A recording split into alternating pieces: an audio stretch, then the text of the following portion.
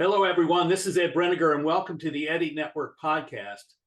My guest today is Carlos Martins, and he invited himself into a conversation with me, and I'm going to let him tell you why. Welcome, Carlos. I'm really glad to see you. I think it's going to be a lot of fun, and thank you for who you are and what you're doing. Well, thank you for the introduction, Ed. And to be totally honest and transparent, I know what the subject of the article was about. The article you wrote was about that made me reach out, but I can't remember the content specifically.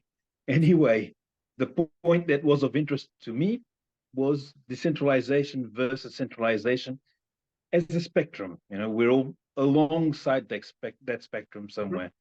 Right. And because you've been working with that aspect of reality, actually, at least human reality, I decided, okay, this could be an interesting conversation to have, because there are many ways into which more decentralization might be interesting, and many other ways that could be made better with more centralization, you know. So it's just a matter of trade-offs and suitability for the actions at hand. And the only thing in this spectrum that I deem unfeasible is total decentralization and total centralization. Those I'd agree just with can't picture out intellectually how you make them happen. Apart from that, everything else being a mix of the two sides of this spectrum, anything goes. It just needs to be suitable for the task at hand. So I was going to start talking with you about the subject, and I came to it from a technological point of view, but it's applicable to anything that involves humans and human relationships in large groups. So what is it that you do where this topic of centralization versus decentralization becomes a thing that's important? Well, blockchain technology has been here for a dozen years, give or take. Actually, a lot more, but known to most people for that time. I certainly only learned about it in 2015, and I've taken an interest to it and started working, first learning and then working in that space. And I'm now working on a project that considers several approaches to decentralization, but we still can't get over the fact that, technologically speaking, it's all built on a centralized infrastructure, at least governance-wise, because it's built on a hardware infrastructure of telecommunication companies. There are very large entities and are capital intensive, and so we might be, very optimistic in, say, as happens frequently in the blockchain and digital assets world, we're decentralizing everything. Decentralization is the best solution to any problems, including your dental problems. That's how you solve them. Whatever, decentralization is a more of a word, a message, a state of mind than an actual technical feat. Because nowadays, apart from using CB radios in the technological world, I can't see how one can be totally decentralized and without a lot of infrastructure. And even the CB radios, you would have to have the know-how to build the machine and the elements and the parts to build your own CB radio if you wanted to be centralized. Which brings me back to why I was saying that complete decentralization is a myth. And on the other hand, if you centralize absolutely everything, well, you're going to have one person deciding for whatever is the size of the group following them, and that is not sustainable. Works for a while, it's very efficient because there's only one person deciding. Yeah. But after a little while, it doesn't work. And technologically, it's the same problem. Well, I come at this from the standpoint of human agency. What is it? What is the structure that we need for people to fulfill their potential for creating impact? Impact being a change that makes a difference that matters. And so I see that in many large hierarchical organizations, people do not have the opportunity to make decisions that are outside of their defined role. And so they are highly controlled, highly constrained, and I cannot help but believe that that also has an effect upon their own mindset, their emotional state, and their capacity to imagine the things that are possible through their own free will. You know, that we can go create things that never existed before because we have released them to go. Now, I think the problem, and I'll just say this is the second piece of this. The problem is that we are in the modern world, we are defined by institutional relationships, institutional structures. And as a result, people are secondary to those structures. So they must comply with the structure. And so you can find in highly centralized organizations that they talk a lot about decentralizations, but that's not the same thing as what we're talking about, where there is real freedom for people, say in a local community, you're in a local community, I'm in a local community, to take action to change the conditions that people there are living under. That's the kind of the way I see that. Look, there was this situation that was reported in international newspapers. If I'm not mistaken, it was in Italy, where a man was fined because he'd been writing letters to his Mary for years, talking about potholes. And he ended up buying the necessary materials and filling them up himself. Right. And he was fined for doing unlicensed work on the roads and for using non-compliant materials to do it. And he was just trying to solve a problem that affected him directly. The potholes were right in front of his place. He had noise in the house. He had his cars that got damaged when he drove over them. People tripped over, etc., etc. Yeah. So we're talking exactly about this problem. When you have an institution for whom the process and the institution take primacy over the individuals which it is supposed to serve, we have a problem. And this always happens in human societies, you know, because we all dislike change, and institutions are a very way to solidify procedures and forms of action. And we don't challenge ourselves most of the time to think outside of them. And when we do, the first thing that we are faced with is, okay, this is not going to work within our system. And all of a sudden we say, but if I want this to work, because I can see it's rational to make this happen, I'm going to have completely outside a system that exists, that is in place and doesn't allow me to do it. Right. So I'm now an anti-system rebel or something like that. And most of the times you didn't start with any of those ideas, and you end up saying, okay, if I want to fill in the potholes in front of my garage gate, I'm going to be a criminal. Where does this make sense? It doesn't. And that's this type of dysfunction is difficult to manage. We see similar things like that here in the US, you know, where, you know, local municipalities have kind of a stranglehold on development and the way things operate. And, you know, people, you know, find that their properties have been compromised by, say, a poorly designed sewer system or something like that, and you know, there's no accountability for the failure of the system as it was designed by the municipality. I mean, things like that, you know, happen all over the world all the time, and I think that is why there's a push to kind of decentralize, which is not so much, it's not anarchy. It's not anarchic in the sense that we want to get rid of the state. It's not like that at all. It's that we want the possibility for people to have a greater sense of ownership and contribution to their local community. How, you know, what better campaign slogan to have than come work with us together to build a better community? I mean, that's kind of what this is about. Yes, and you use the word there that usually reveals significant issues with institutionalization, which is accountability. There is, generally speaking, none very often. And because there is none, the institution or its cadre are not made responsible for errors that not only could be avoided, but very frequently have been indicated Yeah. previously. And this happens, and people know, and this is when people decide, I need to do it myself, because they're never going to. And the next level of dysfunction is when the existent institutions say, hey, wait a minute, you can't do that. That's my responsibility. And I'm doing it because you are not. So You, if you're it's your failing in your responsibility, do it.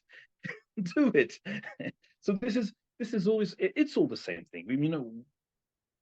so We so how do need. people there in France um, deal with these kinds of issues and say where you live? Oh yeah, What do they France do? is an odd country because it's highly centralized at Mhm. government level, uh, but there's a permanent fight between local powers that in France are represented by communes. That's the name of the territorial unit, and you have about, don't quote me on the number, it does need checking up, but you have about 60,000 of them for 68 million people. So that makes 1,000 and something inhabitants per commune, which is a fairly low number. And each of these Yeah. communes has a mayor.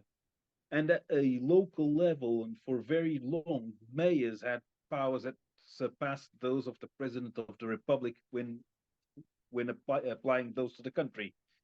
They have the power to make decisions that a president couldn't.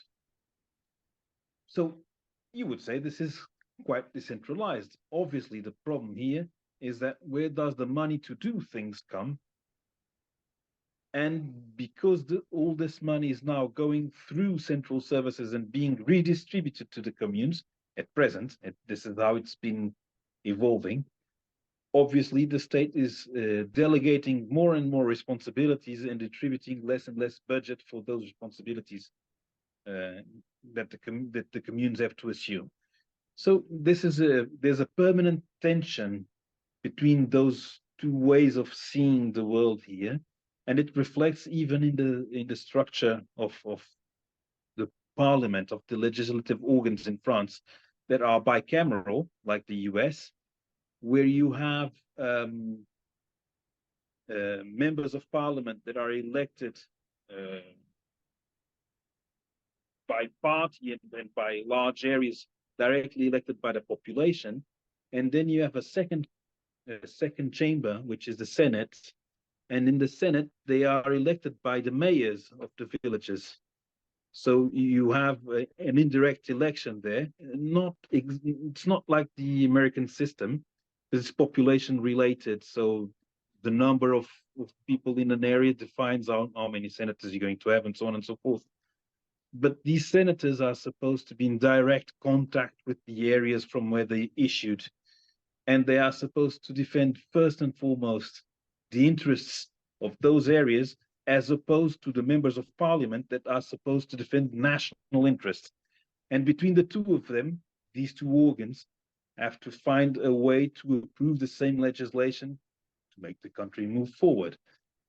And bad days, good days, it works more or less.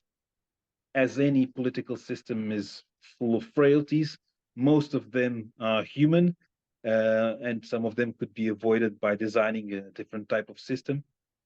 But as any system, it is resistant to change, and the installed people in this system are certainly not going to vote to change it, right? So you can't produce by law a change into a system that is going to reduce the capacity of those that are in positions to make decisions to make those decisions. They just will not vote it. And this happens here in France, but I'm quite certain it happens everywhere. Yeah. No one votes against themselves except extreme ideologues. And usually when you have extreme ideologues, the outcome is not any better because they're not tolerant of other opinions. Well, I think So it's an interesting situation that we're in, and and I do think that there's this continuum. I mean, you've mentioned that. I think there's a continuum, and one of the one of the one of the French academics that has had an effect upon me. He is deceased now, but he did most of his major writing back in the 60s and 70s, named Pierre Clasters.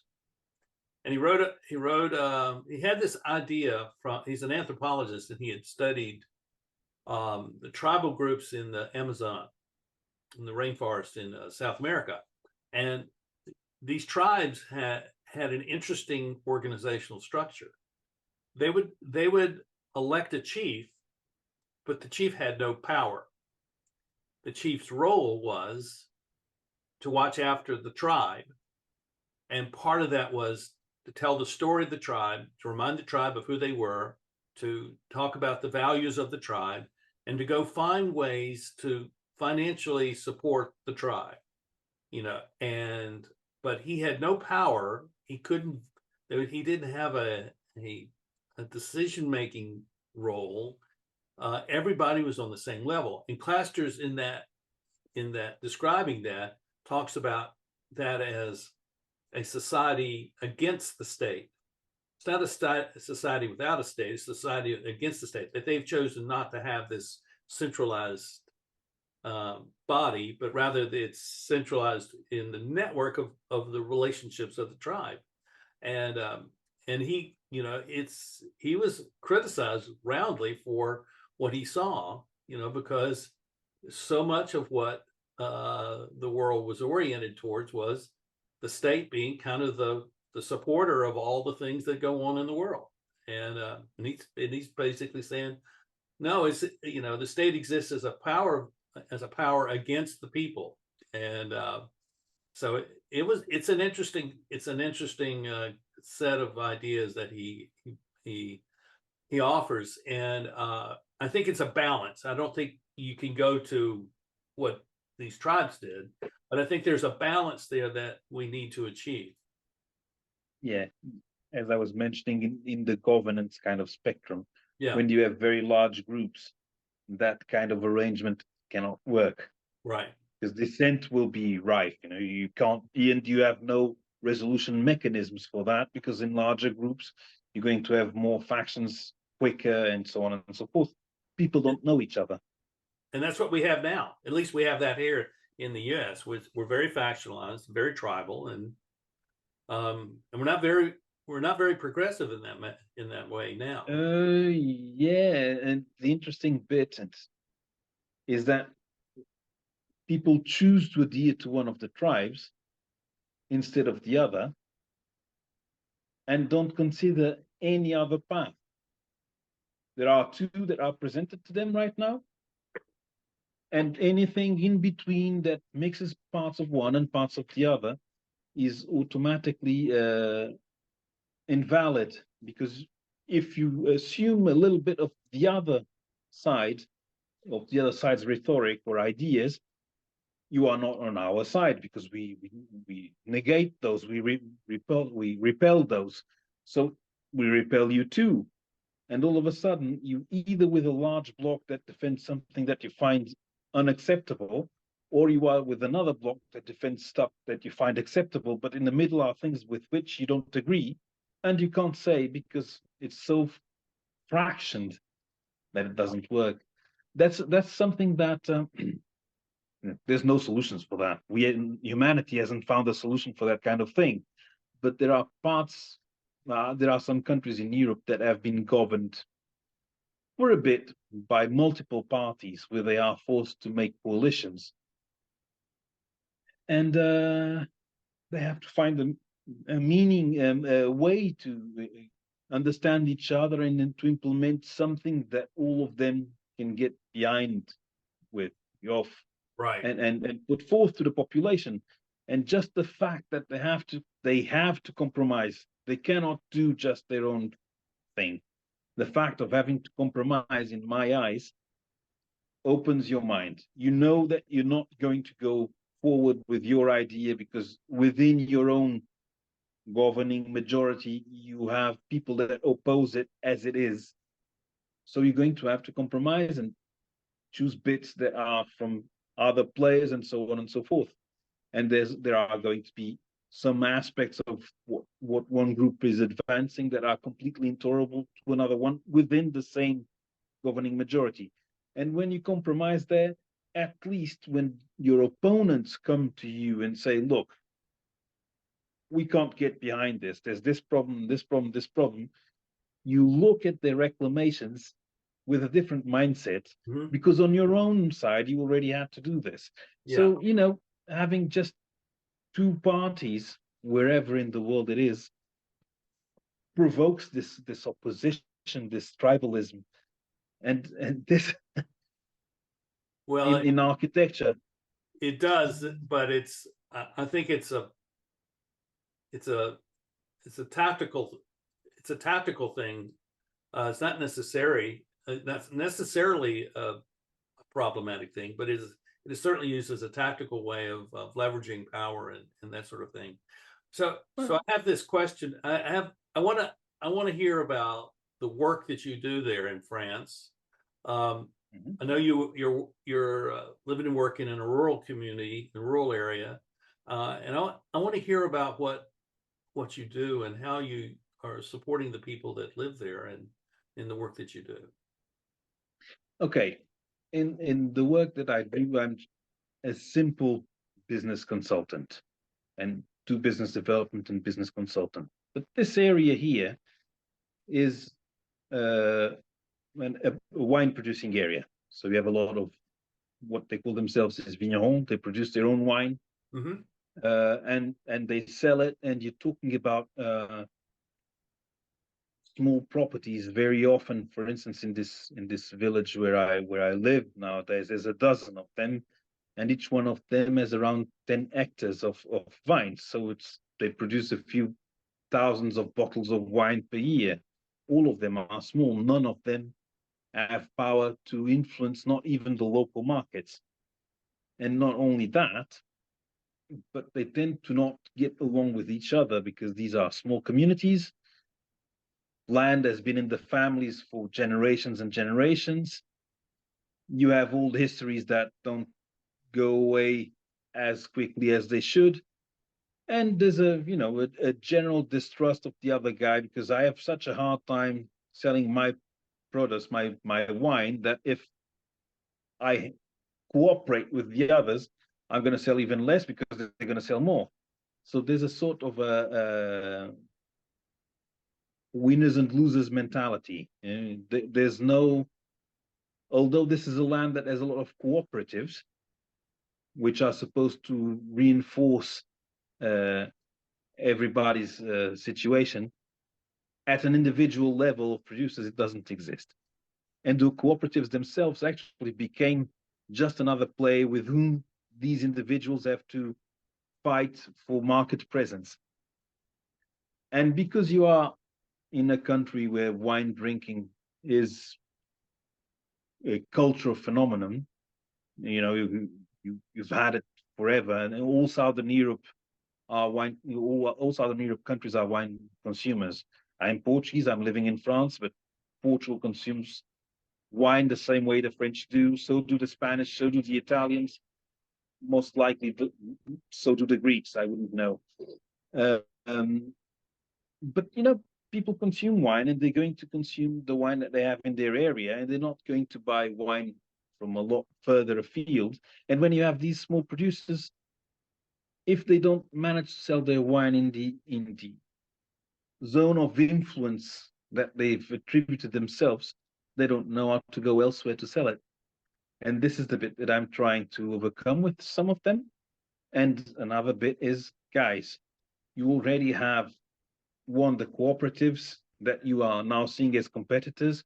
You also have what are the, I don't know how you say this in English, appellation d'origine contrôlée, which is AOC, which is the areas of controlled production. To belong into this area, you have to follow a set of criteria. You have those that are supposed to represent you, You know the infrastructure exists because you actually pay for all this stuff and you Right. don't use it. And I'm more of a mindset changer than anything else. So this is the work I'm doing here with these So people. do you see the next generation of these families having a different mindset about these Yes, it already questions? shows. I'm in my 40s, I'm in my late 40s, and people my generation already have a different mindset. And they already know what their neighbors are producing. And sometimes they manage to start cooperating. There's also a trend because agriculture always means machinery, chemical industry, etc. Here in France and in wine producing, there's a significant trend for production of biologic or reasoned wine. Yeah? Mhm. They don't want to use pesticides. They only use bouillie bordelaise, which is copper sulfite and don't remember the rest. But it's all they do just to treat the vines. They use the least possible amount of products they can, and they only water young vines. But all that process is now in their minds, and collaborating with each other is also in their minds because when you have this ongoing, your vines are more fragile. So if one of your neighbors has a vine that is affected by any kind of ailment, the probability that your vine resists it is lower than if you were treating with pesticides. Right. So they they are forcing themselves by the choices that they make to cooperate. But the previous generation that is very distrustful of each other is still alive. So this is a transition moment. But that cooperation will arrive like in Do, anything. do these families feel like the coming generation, so the Gen Zers and the generation that are children now, do they see that there is um, a place for them to remain in the family business? Yes, no later than yesterday, I did a tasting event, and the person speaking was the father, very jolly fellow. But with him were both his daughter and his son that were working on this very same project. Because it takes three different types of skills to produce wine. At the end of the day, you have to grow the vines, Mm-hmm. you have to conceive the wine, and then you have to sell it. And Right. usually, what they're not good at is selling it. And they've for the last 40 years they've had a lot of help in conceiving the wine, in Mm-hmm. defining what is a good wine and what isn't. Production levels have dropped significantly because they were producing a lot of grapes, but of bad quality. And they've been taking care of that. So that's just local history here. They've been reducing the amount of production, but increasing significantly the quality. And now the problem, because they're still fragmented, is to sell the products. But this fragmentation is very interesting. The village I'm in is around 1,000 people, no more. And there's at least 12 different producers of wine. Uh-huh. The village I was in previously had 1,200 people and had zero winemakers because there was a very large cooperative on the next village that was paying very well for the ton of grapes. So all the producers sold grapes instead of selling wine.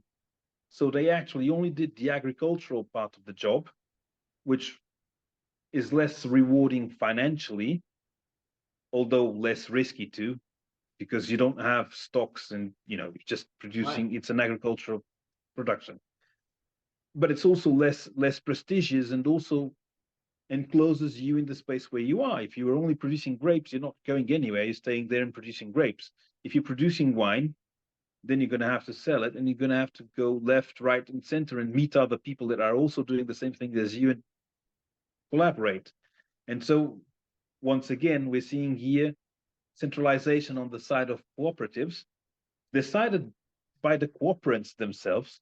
It's voluntary centralization, but on the other hand, decentralization at work. This is not at state level at all. This is all private initiative. But on one hand, they centralize and they will sell, like an average cooperative will sell 20 million euros of wine per year. For American scales, it might be a small number, but around here 20 million is respectable. And a small wine producer will do a fraction of that, depending on the amount of land they have. But it's an entirely different way of approaching the same phenomenon, producing wine. Am I correct in assuming that one of the challenges, one of the challenges is in helping people to learn how to work together? Yes. Yeah. Yes, these are people that, yes. But work together. There's visible work that you do in the vines.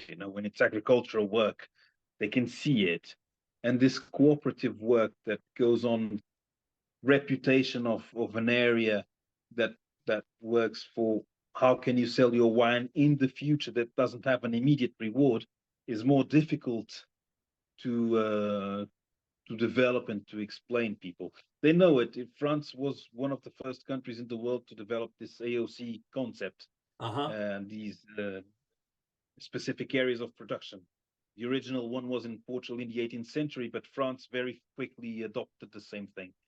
And so they know that if they have this, they can defend this standard and bring the standard forth. And underneath that umbrella, each one of them can behave however they want, as long as they follow a set of basic criteria. And that's a way that for me is very appealing to work. You set a basic a skeleton, a framework skeleton, and people can build around it, and very often come with very intriguing stuff. One of the most intriguing that I've seen lately is here in this village, and they've been doing this for 20-something years. I just didn't know about it, where they are producing wine, and they told me that the total acreage of the varieties, 3 varieties of wine that they're using for a specific project in the world is 2 hectares. There are 2 hectares of this type of vine in the world, and they're producing it in this village. And then, so they're looking for different stuff. Everything else in their activity conforms to the framework so that they can have all the titles that are necessary to sell the wine from a certain region. But these specific ones, because the rest is being respected, they can produce them and slot them underneath too, and sell them like that. And they are free to do this. Is it economically profitable? Maybe it is, because they can justify charging a premium, but the quantities are so small that this is just a passion project. And when you can have this kind of behavior in any area, I'm not just saying just wine, in any area of activity, be it in finance or in clothes making or in restoration or whatever, when there's a space for creativity and for personal expression and for liberty at the end of the day, and you can still have the support of a framework that allows you to exert this kind of activity, then you found something that works. But it's extremely difficult to find because of the balance of individuals within all these activities. The more you add parts into any puzzle, the more complex it becomes. It is fascinating because going back to the beginning of our conversation, talking about human agency. So each person has its own mind, and each person believes, say in the family, you can have a serious conflict within the family that runs the family business, and so you have to constantly be maintaining what does it mean to be together, to treat each other with respect, to identify the values that kind of govern us as a whole, and I see those things as really being necessary, and one of the things that I see in the developing world, because some of the work I've done is in Africa, is that what they need something else in addition, and that something else is the capacity to be self-sufficient. Many, I would suspect, your families and these people who are the winemakers are relatively self-sufficient, and because they've been doing this for a long time, and they built the systems, and they have the resources to do it. But these folks in Africa, they have been very dependent and isolated, and so the program that I assist in is is focused on building self-sufficiency and interdependency, and they see it, and we talk about this in terms of this is not just for my business or my farm, this is for our community, and we need to be self-sufficient and interdependent as a community so that we can take care of our children, take care of the older people. I'll give you one example. This group that I work with, I was there in February of 2020, or maybe it's the December meeting. The December meeting, I was with them in December of 2019. And one day we went out, they load us up into a couple of vans. There were probably 50 of us that are on this little trek. And we drove about 2 hours, 3 hours out into the bush and into a field, and I don't really know what they were growing in this field, but we went to see this guy who they had met the previous summer, and they had found him sleeping on the streets in the town where the program is based, the training center is based. And here this old man, he was lying in the streets, he was asleep, and they woke him up, and his name was John. And the head of our group, a guy named Isaac, did some research to find out who John is. And they found out that John is 100 years old. And no one, his perception was, no one in his generation or his children's generation are still alive.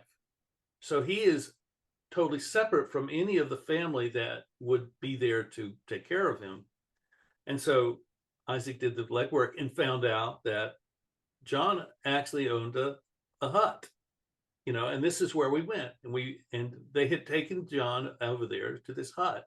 And so we went over there to take him some bedding and to meet with him and to celebrate, his 100th birthday and things like that. And one of the things that had been found out about John is that he had a granddaughter who was living in Nairobi. And so I think she was maybe she was an elderette, but found out that, and so they had arranged for her to come out a couple of times a week, probably an elderette, a couple of times a week to bring him food. So John had gone from being a homeless man sleeping on the street, to having a family and a home to live in almost overnight. And so we take him this bedding. And so this is a group of about 45 people, and they're from, I think, 8 or 10, 12 countries in Africa. And so one of the guys says, I think we need to, he's looking at the hut, and he says, I think we need to replace that steel corrugated roof. It's rusted. It's time for us to replace that. I'm going to, here's some money. I'm going to make the first gift. Who else will join me in making a gift to buy sheets of steel, corrugated steel, to put on John's thing? And it was just the most amazing thing, because here these people were coming together. They were very different tribes, very different countries, and yet they came together to care for this one old man. And by the time this whole process was over, they were giving out of their own self, but they were also giving as representatives of their countries. And ultimately, they were able to find enough money to build John a new home, a new mud hut. It's a mud hut, but it was a new home. And it impressed upon me what is possible when people have a sense that they can make a difference that matters in their community. And so many people that I've encountered, that's not what they find. And I'm curious as to how how you see those kinds of needs being addressed where you are, since you're in a, you know, also a rural area, a community, and how do the people look at the people who have these kinds of needs? Okay, so I'm not exposed to a world here in France where that type of reality Okay. is frequent. Obviously, there are poor people and there are homeless people, but around here, most of the times, the recourse is the state, is the institution. And we all pay for this kind of thing to happen out of taxes and social contributions. And then obviously um, you also have other people that have a more direct action with that.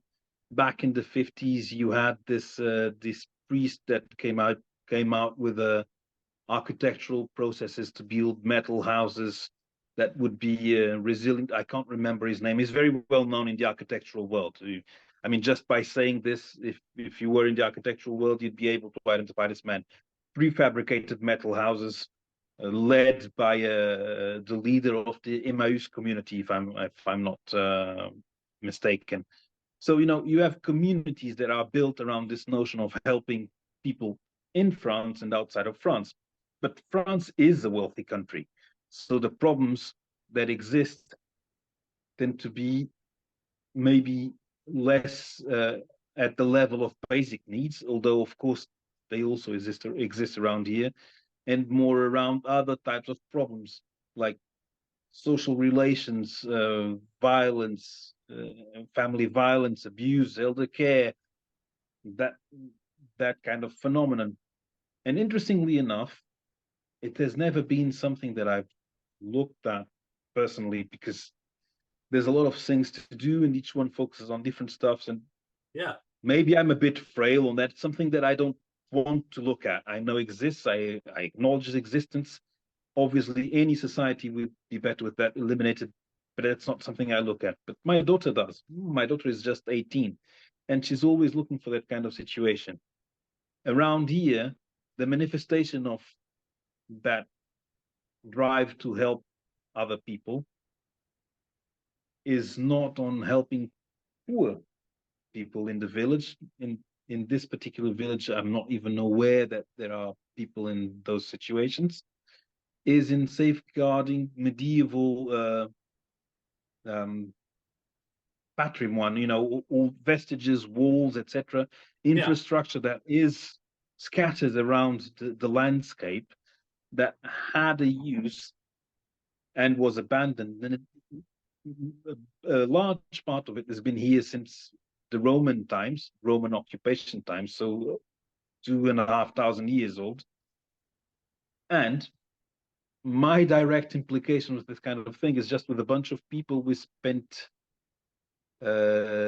maybe 200 man hours redoing a path and some dry walls and a viewing point to enjoy the sites. So obviously we are addressing a completely different set of problems. There's nothing to do with what you're doing, but I think the drive might be similar.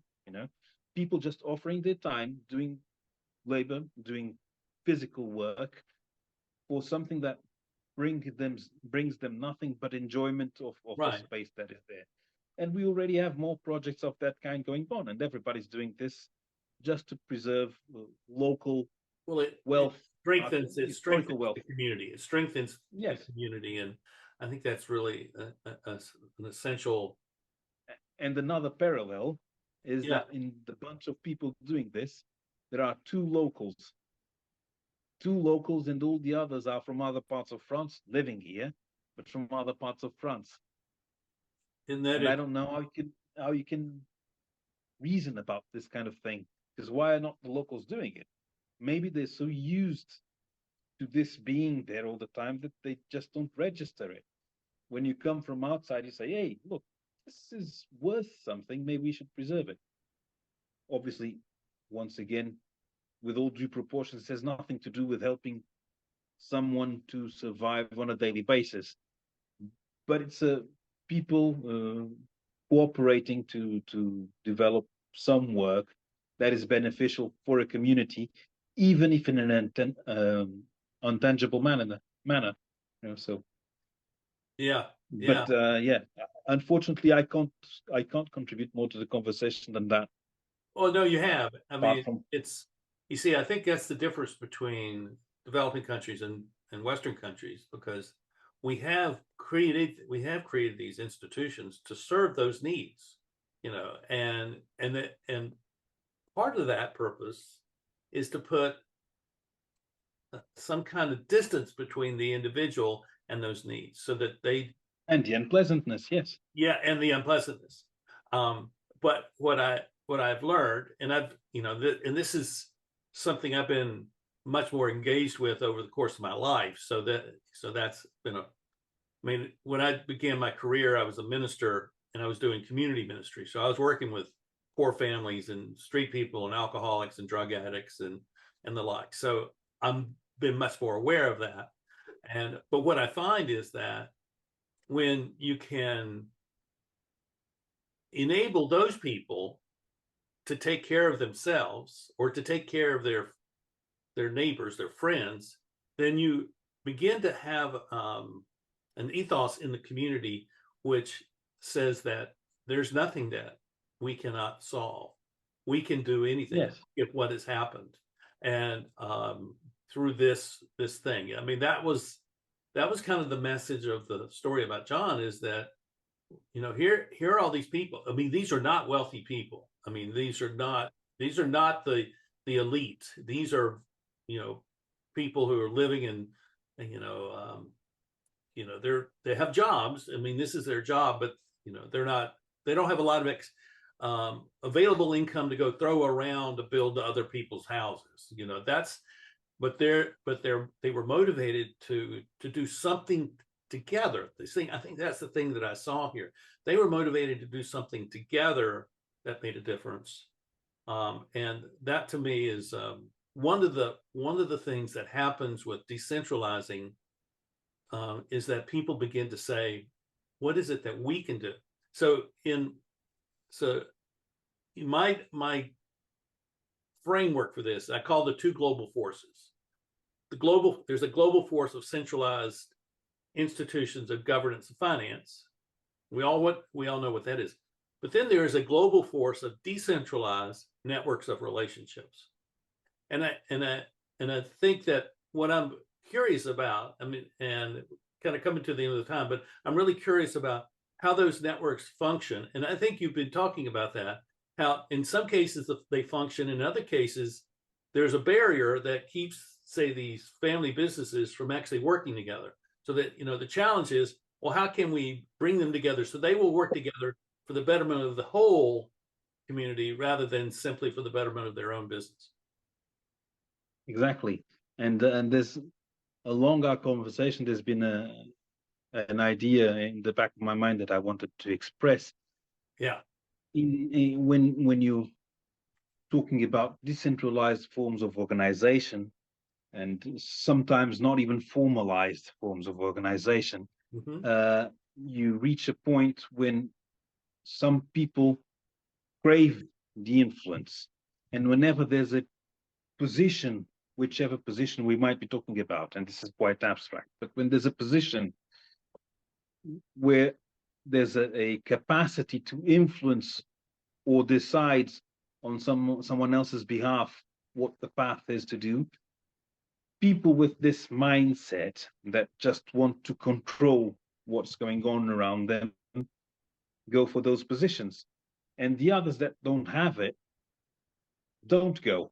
And this is detrimental to decentralized for organizations in general, but in decentralized organizations you see it even faster.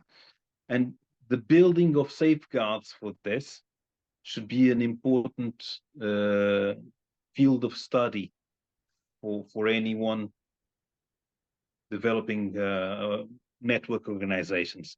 How do you resist the power reach of some of your own members that might otherwise be useful, but in that specific position become a nuisance or an Yeah. issue for the functioning of the services that you're offering? And at the end of the day, all these decentralized networks also exist within the institutions. They're just not acknowledged. They don't have hierarchical power, but that doesn't mean they don't function and they don't exert their own influence within the institutions. Yeah? That's exactly right. That's exactly right. And But I mean, this is not a field of conversation for an hour. It's for no, it isn't. But you know what I found is that the thing that is dictating all of this is the structure of organizations, and that structure, the centralized structure, dictates how I'm going to feel about myself. And that structure, when it's liberated, and it's liberating to the people, where they say, this is who we are, and this is what we want to achieve. What kind of structure do we need? When we have that kind of liberating conversation, I think that's when things really begin to begin to see really cool things happen. I'm just going to make one last comment then, because I mentioned earlier, I'm involved in a couple of blockchain related projects and read a lot of stuff about blockchain and obviously Web3 that goes along and so on and so forth. And there are many nice constructs of doing things in a different way, and that it's all going to magically work and function. And there's a question that I've been using more and more often that is a pain to answer. And I just ask, how? Yeah, we're going to do this, we're going to do that. And oh, great, good. How? And the how obviously has a lot of ramifications, but it's the minute details, unfortunately, need to be explored for something to function. And sooner or later, we always end up hitting that barrier of the decentralized bit going against monolithic institutions. And even when they're more fluid, there's something at the core that is still centralized. And when you hit that centralized bit, all your good ideas and processes and novelties and even outreach has something to fight that really needs to be really well thought out to be implemented and to beat resistance to it. Yeah. And sometimes decentralization just is not the best way to do things. It's not always the best way, but there you go. It's a matter of balance of things. Within computer networks, it brings resilience to attacks, but in other situations, it might be a frailty in and of itself. So, all of this needs to be considered. And in that sense, we just need to be able to think more sophisticatedly than we've ever thought. And I think that's because the opportunities are there for us to take advantage of the world that exists now, for whatever problems that exist. The opportunities are there as well. And if we would only decide to solve the problems and then meet the opportunities, I think it would be a much better world. Yes, absolutely agreed. Absolutely agreed. Those are fine words to close this conversation, but it would be intriguing to follow up on all of this with you and a couple of other interesting concepts that I've been thinking about. Well, let's plan to do that, because I've enjoyed this. And thank you, Carlos, for the work that you're doing and who you are. And you bring a perspective which I think is really valuable for all of us to hear. And we'll stay in touch and we'll stay in conversation. And so thank you. And thank you for the opportunity to have this conversation with you, Ed. Thank you. And thank you, everyone, for watching. Please subscribe and hit the like button. And if you have a question or a comment, please offer that, because we do want to hear from you. We love to be in conversation with you. This kind of conversation is just for two of us here, but it's also there for anyone who wants to participate, and this conversation continues after the recording is done. So please let us know what you think and offer your thoughts, and we'll appreciate that very much. And until then, we'll see you at the next time we have the Eddy Network podcast. And thank you and goodbye. Bye.